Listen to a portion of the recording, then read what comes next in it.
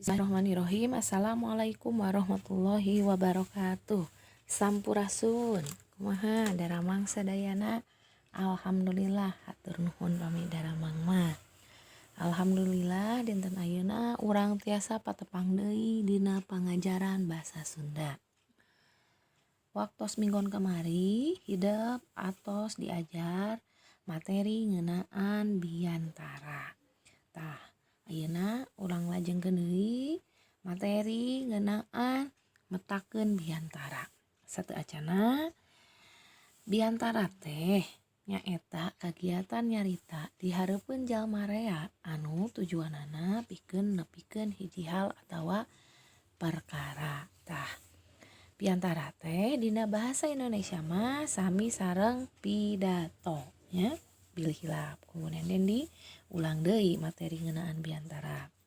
Tah biantara teh biasana ngabogaan babagean bubuka, eusi jeung panutup. Nah,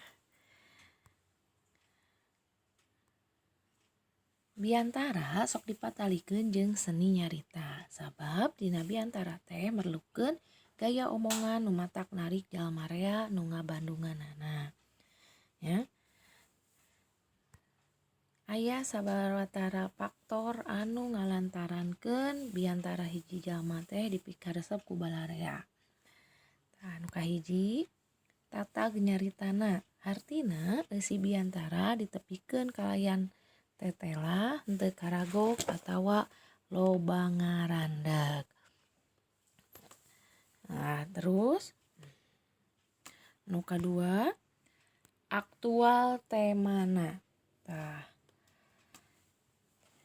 hartina tema biantara atau jejer biantara anu ditepikeun teh kudu luyu jeung kaayaan atau kajadian nu keur lumangsung atawa jadi perhatian jalma rea. Tah jejer atawa tema biantara teh kudu aktual nya, kudu up to date.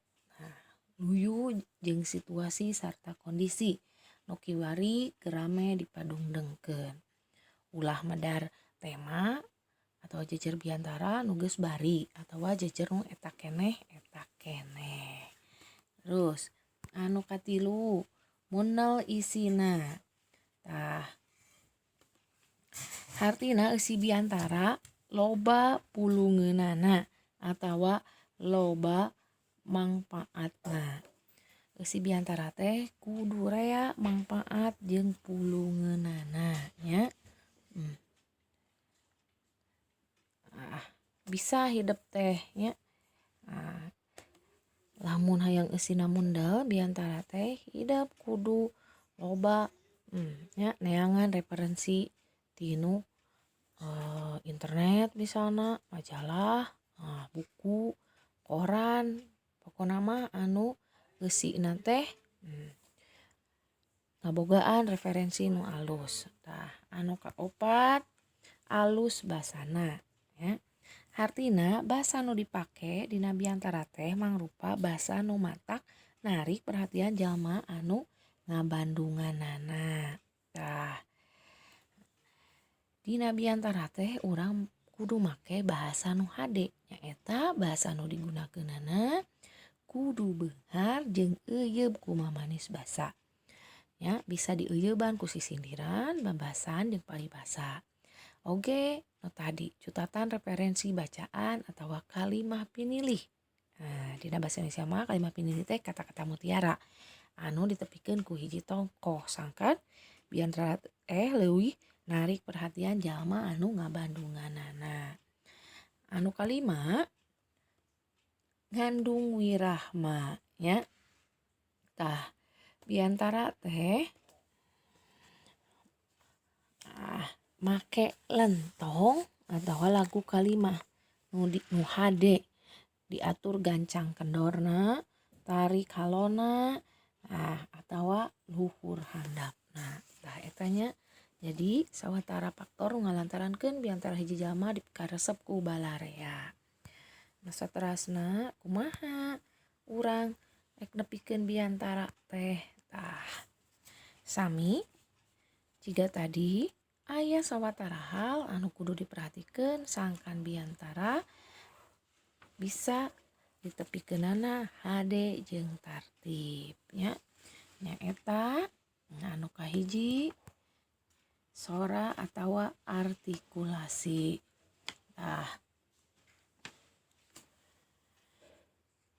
Sangkan biantara bisa ditepikeun hade, sora urang kudu bedas ya, kudu kuat, kudu tarik jeung tatag. Bentes jelas ngalisankeun kekecapan jeung teu loba ngarandeg, teu loba eureun dina nyarita waktu urang nepikeun biantara.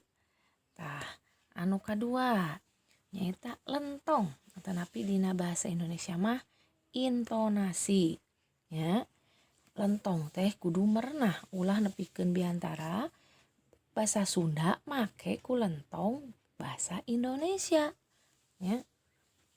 Tong hilap, jadi intonasi anu dipake lentong dina nepikeun biantara bahasa Sunda mah kudu make lentong bahasa Sunda, tong tibalik nya pahili. Jadi nepikeunana ku lentong bahasa Indonesia. Anu katilu wirahma nyaeta patali aya hubunganana jeung anca gancangna atawa tari kalona dina nyarita. Waktu nepikeun biantara teh ulah rusuh teuing, tapi ulah ngayayai teuing. Kudu bisa ngatur urang teh lebah mana kudu anca atawa gancang, terus lebah mana nu kudu tarik atawa halon nya. Anu kaopat nada. Nada patalina jeung rasa eusi biantara. Upama pikabungaheun kudu dikedalkeun ku nada bungah. Upama pikasedihkeun kudu dikedalkeun ku nada sedih. Anu kalima pasemon atawa ekspresi nya. Pasemon atawa paroman teh patalina jeung nada nu dikedalkeun luyu jeung eusi biantara. Anu kagenep nyaeta pasang peta ya atawa gestur, gerak tubuh dina bahasa Indonesia mah. Pasang peta ieu patalina jeung gerak awak anu efektif teu kaleulewihi. Teu naon make gerakan oge, biasa mah leungeun urang nya anu gerakna teh. Biasana pasang peta nuturkeun wirahma jeung nada biantara. Jadi disesuaikeun jeung wirahma oge jeung nada biantara. Ya, jadi panghilap dina nepikeun biantara teh aya genep hal anu kudu diperhatikeun sangkan biantara urang bisa ditepikeun hade jeung tartib. Nyaeta kahiji sora, nu kadua lentong, nu katilu wirahma, nu kaopat nada, kalima pasemon, nu kagenep pasang peta atawa gestur. Di dieu barudak aya contoh naskah biantara nu mangrupa biantara dina mieling poe kasehatan sadunya. Ya, hidup biasa ningali teks biantara mieling poe kasehatan sadunya ieu nya. Poe kasehatan sadunya dina buku paket diajar bahasa Sunda kelas genep kaca 113 dugikeun ka 115. Bieu Punenden ya dibacakeun heula hidup regepkeun poe kasehatan sadunya. Assalamualaikum warahmatullahi wabarakatuh. Para wargi anu kusim kuring dipihormat langkung dipayun sumangga urang sanggakeun puji syukur ka Gusti Nu Maha Agung. Wireh dinten ieu urang tiasa riung mungkulung dina ieu pasamoan dina raraga mieling poe kasehatan sadunya. Kaping 7 April ditetepkeun jadi poe kasehatan sadunya. Pangeling-eling kana diadekeunana Organisasi Kesehatan Sadunya atawa WHO. Mangrupi hiji kasempetan pikeun ngageuing sakumna warga dunia kana masalah kesehatan. Kumargi kitu Tiwangki tahun 1850 unggal kaping 7 April sakur organisasi anu mibanda kapentingan dina masalah kesehatan masyarakat diunggal nagara ngalaksanakeun rupi-rupi kagiatan luyu sareng jejer anu ditetepkeun.